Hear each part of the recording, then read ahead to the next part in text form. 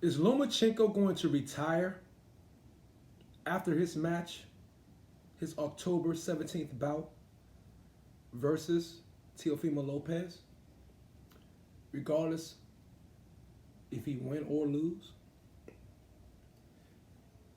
I believe that is the question we must ask. Hello, Pugilist Fanatics. It's Myra Magnus and another segment of Pure Pugilism, Boxing Logics United. There's no rematch clause in the Lomachenko versus Lopez match. Zilch. Zilch rematch. There's none. So the question is, why? And perhaps the most anticipated bout of 2020, perhaps already a #1 contender for Fight of the Year, the potential to be. There's no rematch clause in an undisputed title match. That's amazing to me. Now, is Lomachenko retiring after this match?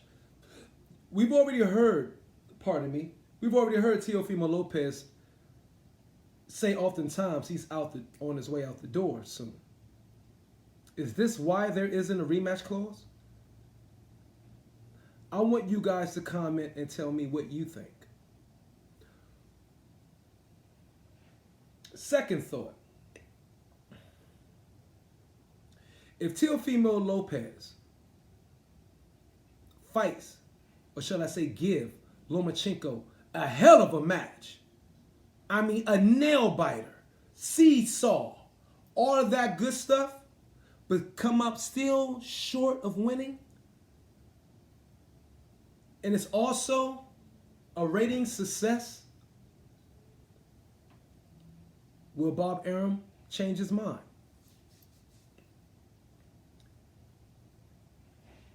I believe if this is or do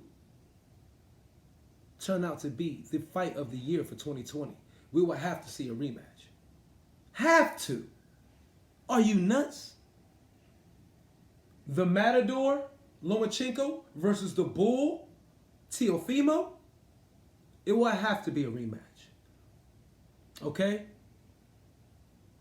And it's not out with the old, in with the you, in with the new, because they both only fought 15 matches, professional matches.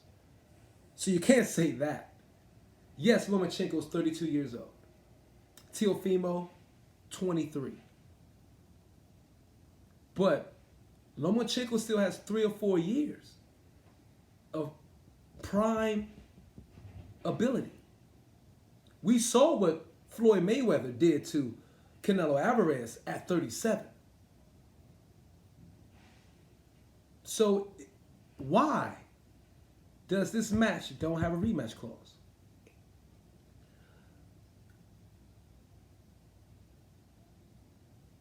Could it be Lomachenko, if he is to pull this fight out, don't want to give that young bull another chance, another go?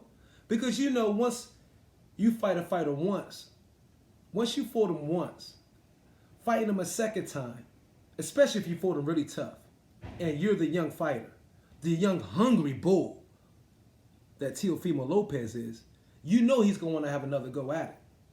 Like, oh, he got me with this, got me with that. You learned quite a bit from the first match, okay? Quite a bit. Ask Sugar Ray Leonard when he fought Roberto Duran in their rematch. You'll learn quite a bit. Okay? Ask Evander Holyfield when he fought Riddick Bowe in their rematch. The list goes on and on and on. Ask Marvin Hagler all the opponents and all the losses he avenged on his record. The list goes on and on. So I don't know why there's not a rematch clause in this match. Of course, I'm just speculating. But some of the diehards might believe that it could be fear on Lomachenko's part. I don't know. That's just what I'm hearing over the internet. And I'm not going to lie to you. That crossed my mind as well. Because he could have gave Gary Russell Jr. a rematch.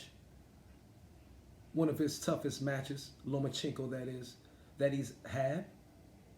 And it was only his third fight. And he did not dominate Gary Russell Jr.